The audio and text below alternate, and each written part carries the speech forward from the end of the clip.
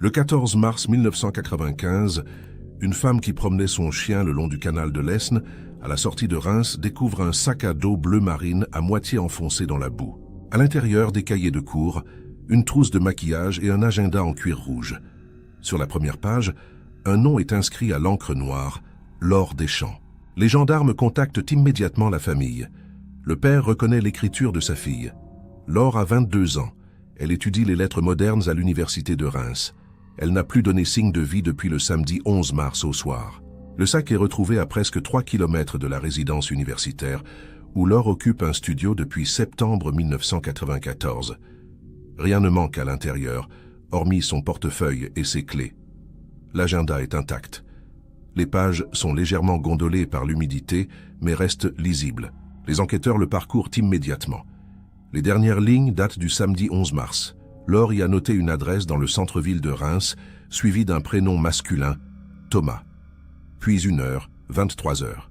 Rien d'autre. Ce simple prénom et cette adresse vont ouvrir une enquête qui durera des années, car Thomas existe bel et bien. Mais il jure n'avoir jamais rencontré Laure ce soir-là. Il affirme ne même pas la connaître. Pourtant, l'écriture dans l'agenda ne ment pas. Laure avait rendez-vous quelque part avec quelqu'un, et depuis cette nuit du 11 mars 1995, plus personne ne l'a revue vivante. L'agenda rouge devient la seule trace de sa dernière soirée. Mais ce qu'il révèle soulève plus de questions qu'il n'apporte de réponses. Reims, début des années 90. La ville connaît une période de transformation. L'université accueille des milliers d'étudiants venus de toute la France. Les résidences universitaires poussent aux abords du campus. Les cafés du centre-ville se remplissent chaque soir. C'est dans ce décor que Laure Deschamps débarque en septembre 1994. Elle vient de Charleville-Mézières. Elle est fille unique. Ses parents tiennent une petite librairie dans le centre. Laure a toujours aimé lire. Elle rêve de devenir enseignante. Elle s'installe dans un studio de 18 mètres carrés au sein de la résidence Paul Verlaine. Ses voisins la décrivent comme discrète mais souriante. Elle travaille sérieusement. Le week-end, elle rentre parfois chez ses parents. Mais en ce mois de mars 1995, elle reste à Reims pour préparer ses examens de fin de semestre. Son emploi du temps est régulier. Elle fréquente la bibliothèque universitaire chaque après-midi. Le soir, elle dîne seule dans son studio. Rien dans sa vie ne laisse présager un drame. Le samedi 11 mars, Laure passe la journée à la bibliothèque comme à son habitude. Une camarade de promotion la croise vers 17 heures. Laure lui confie qu'elle a prévu de sortir le soir même. Elle ne donne pas de détails. Vers 19 heures, elle rentre à sa résidence. Le gardien la voit traverser le hall. Elle porte un jean, un pull noir et une parka beige. Elle tient son sac à dos bleu à la main. C'est la dernière fois qu'on la voit dans sa résidence. Le dimanche 12 mars, ses parents tentent de la joindre par téléphone. Pas de réponse. Ils insistent le lundi. Toujours rien. Le mardi matin, inquiets, ils se rendent à Reims. Le gardien ouvre le studio en leur présence. Tout semble normal. Le lit est fait. Des livres sont posés sur le bureau. Mais Laure n'est pas là. Ses parents contactent immédiatement la gendarmerie. Une enquête de disparition inquiétante est ouverte le jour même. Les premières recherches commencent dans un rayon de quelques kilomètres autour de la résidence. 2 jours plus tard, le sac à dos est découvert près du canal. L'agenda rouge devient alors la pièce maîtresse de l'enquête. Les gendarmes remontent le fil des jours précédents. Laure y notait ses cours, ses rendez-vous à la bibliothèque, quelques numéros de téléphone. Rien d'inquiétant. Mais cette dernière ligne du 11 mars intrigue. Une adresse rue de Vesle, un prénom, 1 heure tardive. Qui est ce Thomas? Pourquoi Laure devait-elle le retrouver? Et surtout, que s'est-il passé cette nuit-là? Avant de poursuivre cette enquête troublante, dites-nous en commentaire de quelle ville vous nous regardez en ce moment.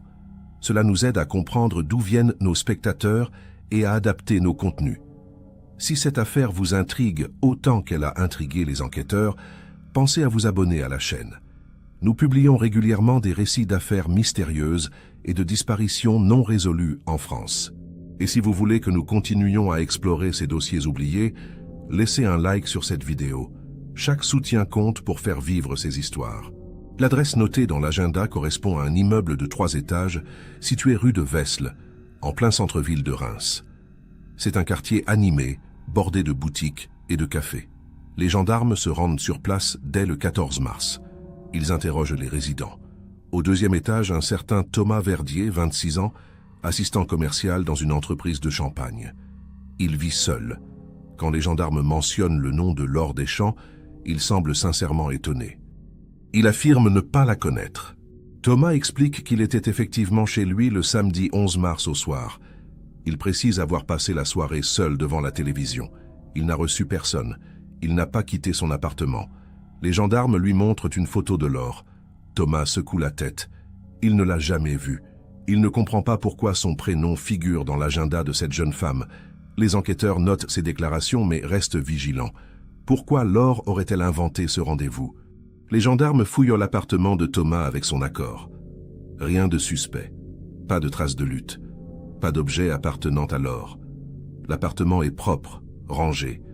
Thomas coopère pleinement. Il accepte de répondre à toutes les questions. Son emploi du temps du samedi est vérifié. Personne ne l'a vu sortir ce soir-là. Ses voisins confirment qu'il mène une vie tranquille. Il n'a pas d'antécédents judiciaires. Les gendarmes le placent tout de même sous surveillance discrète. Les parents de Laure sont convoqués pour examiner l'agenda. Ils reconnaissent l'écriture de leur fille sans hésitation. Madame Deschamps parcourt les pages avec émotion. Elle explique que Laure notait tout depuis l'adolescence. Chaque rendez-vous, chaque événement important. Elle ne sortait jamais sans cet agenda. Quand les enquêteurs lui montrent la dernière ligne du 11 mars, elle blêmit. Elle ne connaît aucun Thomas. Laure ne lui a jamais parlé de quelqu'un portant ce prénom. C'est un mystère complet. Les camarades de promotion de Laure sont interrogés un par un. Personne ne connaît de Thomas dans l'entourage de la jeune femme. Une étudiante se souvient que Laure avait mentionné vouloir sortir le samedi soir, mais elle n'avait donné aucun détail. Elle semblait plutôt excitée, pas inquiète. Les enquêteurs vérifient les appels passés depuis le téléphone de la résidence. Laure a appelé un numéro inconnu le vendredi P0 mars vers 20h. Le numéro correspond à une cabine téléphonique située près de la gare de Reims. Cette découverte intrigue les gendarmes. Pourquoi Laure aurait-elle appelé une cabine publique? A-t-elle donné rendez-vous à quelqu'un ou a-t-elle répondu à une sollicitation? Les enquêteurs tentent de retrouver des témoins qui auraient vu quelqu'un utiliser cette cabine le 10 mars au soir. Mais la gare est un lieu de passage constant. Personne ne se souvient de rien de particulier. Les caméras de surveillance de l'époque sont de mauvaise qualité et les enregistrements ont déjà été effacés. Le 18 mars, une battue est organisée le long du canal de l'Aisne. Des dizaines de gendarmes et de bénévoles ratissent les berges sur plusieurs kilomètres. Des chiens sont mobilisés, mais aucune trace de Laure n'est découverte. Le sac à dos retrouvé 5 jours plus tôt reste le seul indice tangible. Les analyses montrent qu'il a séjourné dans l'eau boueuse pendant au moins 2 jours avant d'être découvert. Cela signifie qu'il a été jeté ou perdu entre le 11 et le 12 mars. Les enquêteurs cherchent à comprendre comment le sac est arrivé jusqu'au canal. La distance entre la résidence universitaire et le lieu de découverte est de presque 3 kilomètres. Laure aurait-elle marché jusque-là? Quelqu'un l'y aurait-il conduite? Ou le sac a-t-il été transporté séparément? Les berges du canal sont isolées la nuit, peu de témoins potentiels. Les rares habitations alentour n'ont rien remarqué d'inhabituel. Le mystère s'épaissit à chaque jour qui passe. Thomas Verdier est à nouveau interrogé le 20 mars. Cette fois, les gendarmes sont plus insistants. Ils veulent savoir s'il connaît quelqu'un qui aurait pu utiliser son nom. A-t-il des amis, des collègues, des connaissances qui auraient pu se faire passer pour lui? Thomas réfléchit longuement. Il donne quelques noms. Tous sont vérifiés. Aucun lien avec Laure. Thomas semble sincèrement bouleversé par cette affaire. Il répète qu'il ne comprend pas. Les gendarmes le croient, mais ne l'écartent pas totalement. Le 25 mars, un appel anonyme parvient à la gendarmerie. Une voix masculine affirme avoir vu une jeune femme correspondant au signalement de Laure montée dans une voiture sombre rue de Vesle, vers 23h30 le 11 mars. L'appelant ne donne pas plus de détails et raccroche rapidement. Les gendarmes tentent de retrouver l'origine de l'appel. Il provient d'une cabine située près de la cathédrale. Malgré les recherches, l'appelant ne se manifestera plus jamais. Ce témoignage reste invérifiable. Les semaines passent. L'enquête piétine. Laure Deschamps reste introuvable. Son visage est affiché dans toute la ville. Les médias régionaux relaient l'affaire. Les parents lancent des appels à témoins désespérés. Mais aucune piste solide n'émerge. Le nom de Thomas Verdier circule dans la presse. Il est présenté comme un témoin clé, sans être directement accusé. Sa vie devient un enfer. Il reçoit des lettres anonymes, des menaces. Il finit par déménager de Reims en mai 1995, incapable de supporter la pression. Les enquêteurs décident de reconstituer les dernières heures connues de Laure avec une précision chirurgicale. Le samedi 11 mars, elle quitte la bibliothèque universitaire à 17h15. Une caméra de surveillance la filme en train de franchir le portique de sortie. Elle porte son sac à dos bleu. Elle semble calme, concentrée. Elle emprunte le bus numéro 12 qui la ramène vers sa résidence. Le chauffeur se souvient vaguement d'elle. Il confirme qu'elle est descendue à l'arrêt habituel vers 17h45. Entre 17h45 et 19h, Laure rentre à sa résidence. Le gardien la voit traverser le hall. Elle échange quelques mots avec lui sur la météo.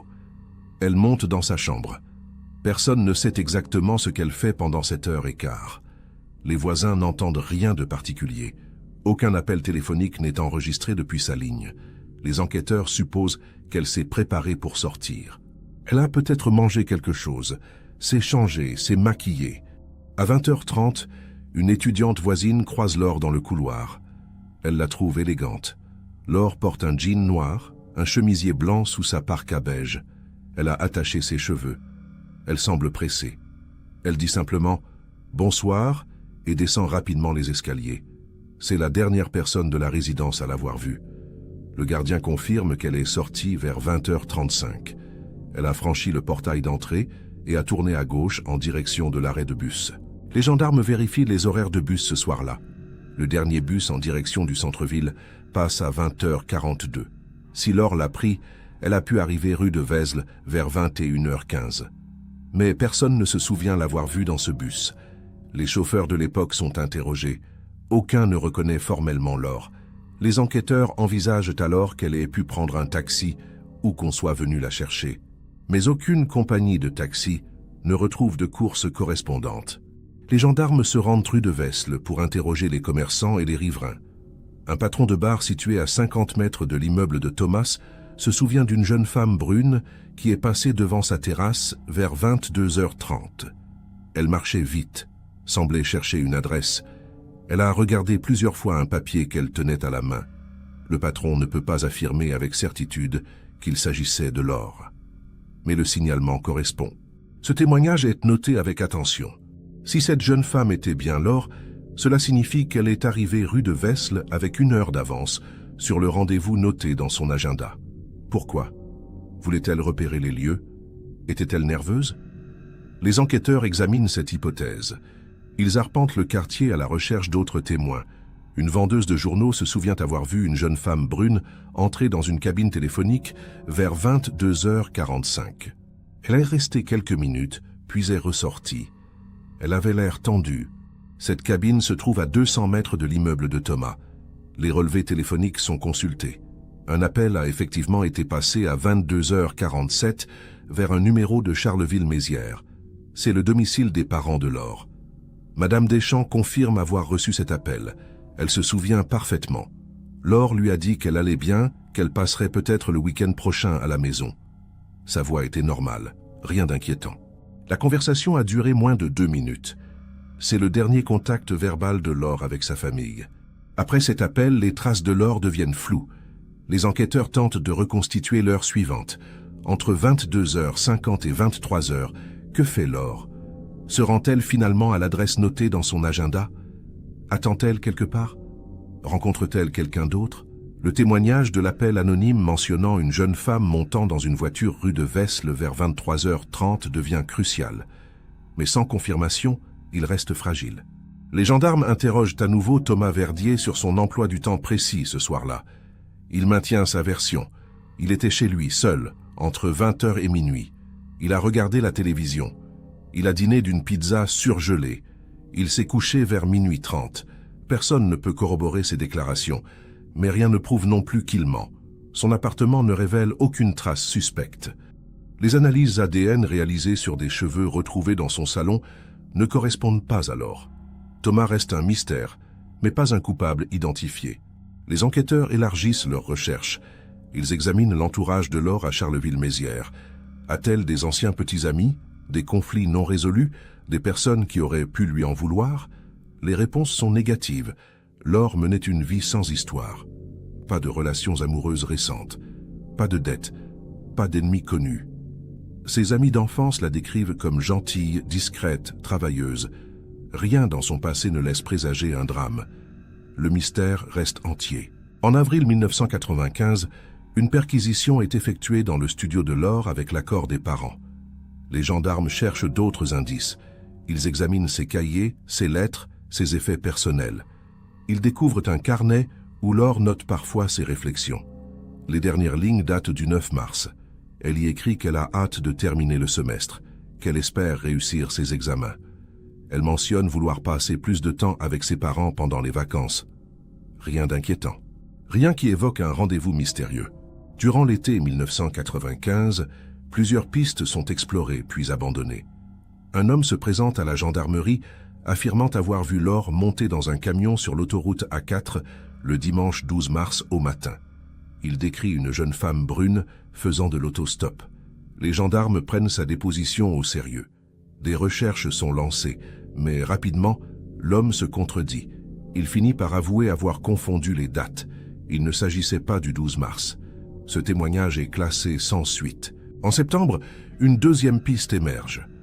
Un détenu de la maison d'arrêt de Reims affirme connaître un codétenu qui aurait parlé de la disparition de Laure. Selon lui, cet homme aurait laissé entendre qu'il savait ce qui s'était passé. Les gendarmes interrogent le codétenu en question. Il s'agit d'un récidiviste condamné pour vol. Il nie catégoriquement. Il affirme n'avoir jamais entendu parler de Laure Deschamps. Les vérifications montrent qu'il était incarcéré depuis février 1995. Il n'a aucun lien avec l'affaire. Le détenu qui l'a dénoncé est suspecté d'avoir voulu négocier une remise de peine. En octobre, une femme contacte la gendarmerie. Elle prétend être voyante. Elle affirme avoir eu des visions concernant Laure. Selon elle, la jeune femme est morte, enterrée près d'un bois aux environs de Reims. Elle donne des indications géographiques précises. Les gendarmes, malgré leur scepticisme, effectuent des recherches dans la zone indiquée. Des chiens sont mobilisés. Rien n'est découvert. La voyante insiste. Elle donne de nouvelles coordonnées, nouvelles recherches. Toujours rien. Cette piste est finalement abandonnée après plusieurs tentatives infructueuses. Thomas Verdier, qui a déménagé à Paris, reste surveillé discrètement. Les gendarmes vérifient régulièrement ses activités. Rien de suspect n'est relevé. Il mène une vie ordinaire. Il travaille pour une nouvelle entreprise. Il fréquente quelques amis. Il ne manifeste aucun comportement inquiétant. Les écoutes téléphoniques mises en place pendant quelques mois ne révèlent rien. Thomas ne parle jamais de Laure. Il semble avoir tourné la page. Pourtant, les enquêteurs ne l'écartent jamais totalement. Son nom reste dans le dossier. En janvier 1996, un nouveau témoignage surgit. Une femme affirme avoir vu Laure dans une gare en Belgique en juillet 1995. Elle est formelle. Elle reconnaît le visage de la jeune femme grâce aux avis de recherche diffusés dans la presse. Les gendarmes se rendent en Belgique. Ils interrogent la témoin. Elle maintient sa version. Mais elle ne peut fournir aucun détail supplémentaire. Pas de photos, pas de preuves. Les vérifications montrent qu'aucune transaction bancaire n'a été effectuée avec les cartes de Laure depuis mars 1995. Cette piste est jugée peu crédible. Les parents de Laure, dévastés, lancent une campagne médiatique plus large. Ils participent à des émissions de télévision dédiées aux disparitions. Le visage de leur fille est diffusé à plusieurs reprises. Ils reçoivent des centaines de lettres de soutien. Mais aucune information déterminante n'émerge.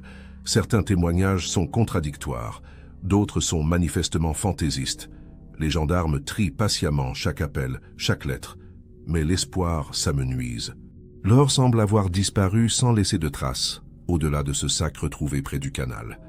En mars 1997, 2 ans après la disparition, une nouvelle battue est organisée. Cette fois, les recherches s'étendent sur un rayon de 20 km autour de Reims. Des forêts, des champs, des bâtiments abandonnés sont fouillés. Des spéléologues explorent des carrières souterraines. Rien. Pas un vêtement, pas un objet, pas un ossement. Laure reste introuvable. Les enquêteurs commencent à envisager qu'elle ait pu être emmenée loin de la région, ou qu'elle soit morte dans un endroit inaccessible. Les hypothèses se multiplient sans apporter de certitude. Les gendarmes réexaminent l'agenda rouge pour la énième fois. Ils analysent chaque page, chaque annotation. Ils cherchent un code, un indice dissimulé.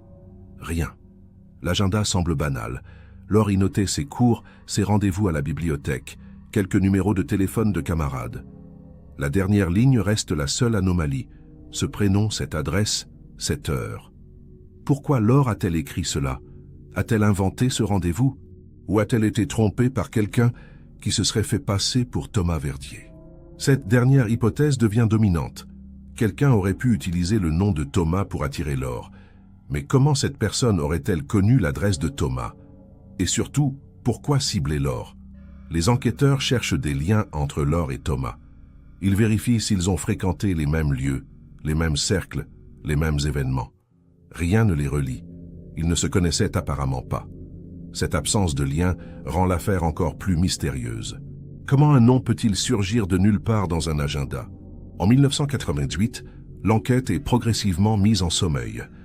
Les gendarmes continuent de recevoir des témoignages sporadiques, mais rien de substantiel. Le dossier reste ouvert.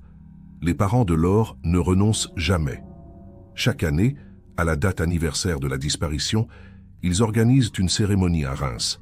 Ils gardent espoir. Ils veulent croire que Laure est toujours en vie quelque part, mais au fond d'eux, ils savent. Le temps a passé. Les probabilités diminuent. Leur fille a probablement trouvé une fin tragique, cette nuit du 11 mars 1995. Thomas Verdier, de son côté, tente de reconstruire sa vie. Mais le poids de cette affaire ne le quitte jamais. Des années plus tard, il confiera à un journaliste qu'il pense souvent à Laure. Il se demande pourquoi son nom figurait dans cet agenda. Il se sent coupable sans avoir rien fait. Il vit avec ce mystère qui a bouleversé son existence. Il espère qu'un jour, la vérité éclatera. Mais pour l'instant, le silence règne. Et Laure Deschamps demeure une ombre dans la mémoire de Reims. En novembre 2003, 8 ans après la disparition, un événement inattendu relance l'affaire. Un couple achète l'immeuble rue de Vesle où résidait Thomas Verdier en 1995. Ils entreprennent des travaux de rénovation. En vidant la cave commune, ils découvrent une vieille malle en bois oubliée dans un recoin. La malle est fermée par un cadenas rouillé. Intrigués, ils l'ouvrent. À l'intérieur, des vêtements, des journaux et une boîte métallique contenant des lettres et des documents personnels. Parmi eux, un carnet similaire à un agenda. Les nouveaux propriétaires feuillettent le carnet. Ils remarquent des dates de 1994 et 1995, des noms, des adresses, des rendez-vous notés à la main. Sur une page, ils lisent le prénom Laure, suivi d'une date, le 11 mars 1995. Ils se figent, ce prénom, cette date. Ils se souviennent vaguement de l'affaire de la disparition évoquée dans la presse locale des années plus tôt. Ils contactent immédiatement la gendarmerie. Les enquêteurs se rendent sur place le jour même. La malle est saisie. Le carnet est examiné avec attention. L'écriture du carnet ne correspond pas à celle de Laure. Les analyses graphologiques révèlent qu'il s'agit d'une écriture masculine. Les enquêteurs tentent d'identifier le propriétaire de la malle. Après vérification, elle appartenait à un ancien locataire de l'immeuble qui occupait un studio au premier étage en 1995. Il s'appelle Julien Moreau, 32 ans à l'époque, représentant commercial dans une société d'informatique. Il a quitté Reims en mai 1996. Les gendarmes retrouvent sa trace. Il vit désormais à Lyon. Il est marié, père de 2 enfants. Julien Moreau est convoqué pour audition. Il se présente volontairement. Il semble surpris. Il confirme avoir habité rue de Vesle en 1995. Il se souvient de la malle laissée dans la cave. Il pensait qu'elle avait été jetée depuis longtemps. Quand les enquêteurs lui montrent le carnet, il blêmit. Il reconnaît son écriture. Il explique qu'il tenait ce carnet pour noter ses rendez-vous professionnels. Il ne comprend pas pourquoi le prénom Laure y figure. Il affirme ne pas connaître de Laure. Il n'a jamais entendu parler de Laure Deschamps. Les gendarmes lui montrent une photo de la jeune femme. Julien secoue la tête. Il ne la reconnaît pas. Il jure ne l'avoir jamais rencontrée. Les enquêteurs deviennent plus insistants. Ils veulent savoir pourquoi ce prénom et cette date figurent dans son carnet. Julien réfléchit longuement. Il finit par se souvenir. Le 11 mars 1995, il devait rencontrer un client potentiel pour une présentation de logiciel. Ce client s'appelait Laurent. Julien note souvent des prénoms abrégés. Il a peut-être écrit Laure au lieu de Laurent, mais il ne peut pas en être certain. Les enquêteurs vérifient cette explication. Ils retrouvent les archives de l'entreprise pour laquelle Julien travaillait en 1995. Effectivement, un rendez-vous était prévu le 11 mars avec un certain Laurent Dubois, directeur d'une PME locale. Ce Laurent confirme avoir rencontré Julien ce soir-là dans un café du centre-ville vers 20 h. Le rendez-vous a duré environ 1 heure. Julien est reparti vers 21 h. Cette information semble disculper Julien. Mais une question demeure. Comment le prénom Laure a-t-il pu se retrouver également dans l'agenda de la victime? Les enquêteurs approfondissent leurs recherches sur Julien Moreau. Ils vérifient son passé, ses antécédents, ses déplacements en mars 1995. Rien de suspect. Julien menait une vie ordinaire. Il n'a jamais eu de démêlé avec la justice. Ses collègues de l'époque le décrivent comme sérieux et fiable. Aucun lien avec Laure ne peut être établi. Les gendarmes examinent alors une autre hypothèse. Et si quelqu'un avait eu accès au carnet de Julien et avait utilisé ces informations pour piéger Laure? Cette théorie semble tirée par les cheveux, mais elle n'est pas impossible. La cave où la malle était entreposée était accessible à tous les locataires de l'immeuble. N'importe qui aurait pu fouiller dans les affaires de Julien. Thomas Verdier habitait au 2e étage. Avait-il accès à cette cave? Les enquêteurs interrogent les anciens résidents. Plusieurs confirment que la cave était effectivement commune et peu sécurisée. N'importe quel locataire pouvait y descendre. Cette découverte ouvre une nouvelle piste. Quelqu'un aurait pu consulter le carnet de Julien, y voir le prénom Laure et l'adresse de rendez-vous, puis utiliser ces informations. Mais pourquoi? Et dans quel but? Les enquêteurs tentent de reconstituer un scénario cohérent. Une personne aurait pu vouloir attirer Laure dans cet immeuble pour une raison inconnue. En utilisant un faux prénom et une adresse réelle, cette personne aurait pu créer une apparence de légitimité. Laure, pensant avoir un rendez-vous valide, se serait rendue sur place. Là, quelque chose aurait mal tourné. Mais qui? Et surtout, quel mobile? Les gendarmes reprennent l'enquête depuis le début. À la lumière de cette nouvelle découverte, Thomas Verdier est à nouveau interrogé. Il vit désormais en région parisienne. Il accepte de répondre aux questions. Il nie catégoriquement avoir jamais fouillé dans la cave ou consulté le carnet de Julien Moreau. Il affirme ne même pas savoir qui était Julien à l'époque. Ils ne se fréquentaient pas, ils ne se croisaient que rarement dans l'immeuble. Thomas répète ce qu'il a toujours dit. Il ne connaissait pas Laure. Il n'a rien à voir avec sa disparition. Les enquêteurs le croient, mais des doutes subsistent. Cette affaire est trop étrange pour être le fruit du hasard. En 2004, une expertise graphologique est commandée pour comparer l'écriture du mot Thomas dans l'agenda de Laure avec celle de Julien Moreau et celle de Thomas Verdier. Les résultats sont troublants. L'écriture ne correspond ni à Julien ni à Thomas. Elle ne correspond pas non plus à celle de Laure. Quelqu'un d'autre a écrit ce prénom et cette adresse dans l'agenda. Quelqu'un qui connaissait Laure. Quelqu'un qui avait accès à son agenda. Quelqu'un qui voulait l'attirer dans un piège. Mais qui? Cette découverte change complètement la perspective de l'enquête. Si l'écriture ne correspond à aucune des personnes identifiées, cela signifie qu'une tierce personne a manipulé l'agenda de Laure. Les enquêteurs se demandent quand et comment. Laure notait elle-même ses rendez-vous. Elle ne laissait personne écrire dans son agenda. Ses proches confirment ce trait de caractère. Alors comment quelqu'un a-t-il pu ajouter cette ligne sans qu'elle s'en aperçoive? Ou bien Laure était-elle consciente de cette annotation et a-t-elle accepté de s'y rendre malgré tout?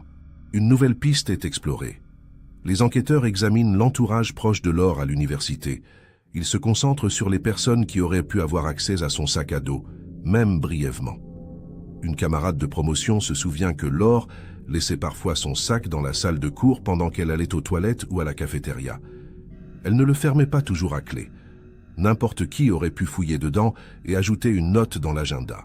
Cette hypothèse prend de l'ampleur. Les gendarmes dressent une liste de toutes les personnes qui fréquentaient les mêmes cours que Laure en mars 1995. Ils les interrogent à nouveau, près de 10 ans après les faits. Beaucoup ont du mal à se souvenir. Certains ont quitté la région. D'autres ont refait leur vie ailleurs. Un étudiant, Fabien Roussel, accepte de témoigner à nouveau. Il se souvient avoir vu Laure à la bibliothèque le vendredi 10 mars au soir. Elle semblait préoccupée. Elle regardait souvent l'horloge.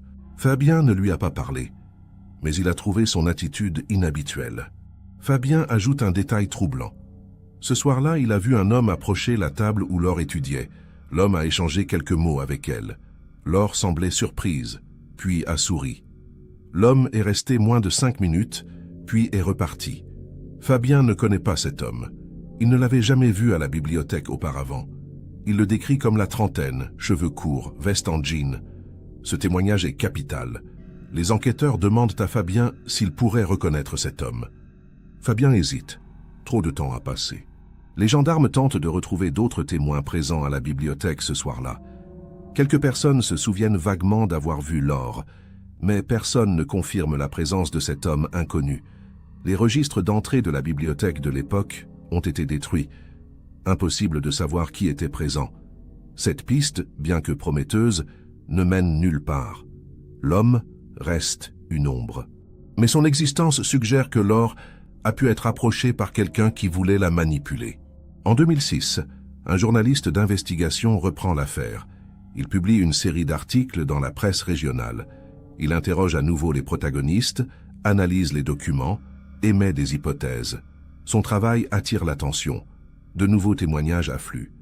Une femme affirme avoir vu une jeune fille, correspondante au signalement de Laure, montée dans une voiture grise rue de Vesle le soir du 11 mars. Elle n'avait pas osé témoigner à l'époque, par peur de se tromper. Les gendarmes prennent sa déposition. Mais encore une fois, sans détails précis, ce témoignage reste fragile. Les parents de Laure, aujourd'hui âgés et fatigués, continuent de chercher des réponses. Ils ont fermé leur librairie à Charleville-Mézières. Ils vivent désormais retirés dans une maison en dehors de la ville. Chaque année, ils reviennent à Reims pour commémorer la disparition de leur fille. Ils déposent des fleurs près du canal où le sac a été retrouvé. Ils espèrent toujours qu'un jour, quelqu'un parlera, qu'un indice surgira, que la vérité éclatera enfin. Mais les années passent et le silence persiste. Thomas Verdier, de son côté, refuse désormais de parler de cette affaire. Il a demandé aux médias de le laisser tranquille. Il veut oublier. Il veut que son nom soit effacé de cette histoire. Mais il sait qu'il restera toujours associé à la disparition de Laure Deschamps. Ce fantôme le poursuivra toute sa vie. Il n'a jamais compris pourquoi son nom figurait dans cet agenda. Il ne le comprendra probablement jamais. Et cette incompréhension le ronge. Julien Moreau, lui aussi, a tourné la page. Il a été blanchi par l'enquête. Son carnet retrouvé dans la cave n'était qu'une coïncidence malheureuse. Il n'a aucun lien avec la disparition de Laure, mais cette affaire l'a marqué. Il se demande parfois si quelqu'un a utilisé ses notes pour tendre un piège. Il se sent indirectement responsable, même s'il n'a rien fait de mal. Il vit avec ce poids. Il espère que Laure repose en paix, où qu'elle soit. En 2010, 15 ans après la disparition, l'enquête est officiellement classée. Aucune nouvelle piste n'a émergé depuis des années. Les gendarmes ont tout essayé. Ils ont exploré toutes les hypothèses. Ils ont interrogé des dizaines de personnes. Mais le mystère demeure. Laure Deschamps a disparu sans laisser de traces, hormis son sac et cet agenda troublant. Les enquêteurs concluent qu'elle a probablement été victime d'un enlèvement suivi d'un meurtre. Mais sans corps, sans preuve, sans témoin direct, rien ne peut être prouvé. Le dossier reste néanmoins consultable. Si un jour un indice nouveau surgit, l'enquête pourra être rouverte. Les parents de Laure y croient encore. Ils gardent espoir. Ils veulent se croire qu'un jour, quelqu'un se confiera sur son lit de mort, ou qu'un objet sera retrouvé lors de travaux, ou qu'une archive oubliée refait surface. Ils ne renonceront jamais. Car tant qu'il n'y a pas de corps, il reste une infime possibilité que leur fille soit quelque part, vivante, retenue contre son gré. Même s'ils savent, au fond, que c'est impossible. L'affaire Laure Deschamps reste l'une des disparitions les plus mystérieuses de la région champenoise. Malgré des années d'enquête, des centaines de témoignages, des dizaines de pistes explorées, aucune réponse définitive n'a pu être apportée. Laure a disparu un soir de mars 1995, en se rendant à un rendez-vous noté dans son agenda. Un rendez-vous avec un certain Thomas, à une adresse précise. Mais ce Thomas affirme ne pas la connaître. Et personne n'a jamais pu expliquer comment ce nom est arrivé dans l'agenda de la jeune femme. Les parents de Laure vivent depuis près de 30 ans avec cette absence. Ils ont vieilli dans la douleur et l'incertitude. Ils ne sauront probablement jamais ce qui est arrivé à leur fille cette nuit-là. Était-elle victime d'un prédateur qui avait planifié son enlèvement? A-t-elle été piégée par quelqu'un qu'elle connaissait? Ou bien a-t-elle été au mauvais endroit au mauvais moment? Toutes les hypothèses restent ouvertes. Le mystère est total. Et c'est peut-être cela le plus insoutenable. L'absence de réponse. Le vide. Aujourd'hui, si vous connaissez des informations sur cette affaire, si vous étiez à Reims en mars 1995, si vous avez croisé Laure ce soir-là, n'hésitez pas à contacter les autorités. Même après toutes ces années, un détail peut faire la différence. Et si cette histoire vous a captivé, pensez à partager cette vidéo pour que d'autres en prennent connaissance. Qui sait, peut-être que quelqu'un, quelque part, détient la clé de ce mystère. En attendant, Laure Deschamps reste une ombre dans la mémoire de Reims. Une jeune femme disparue, une énigme non résolue,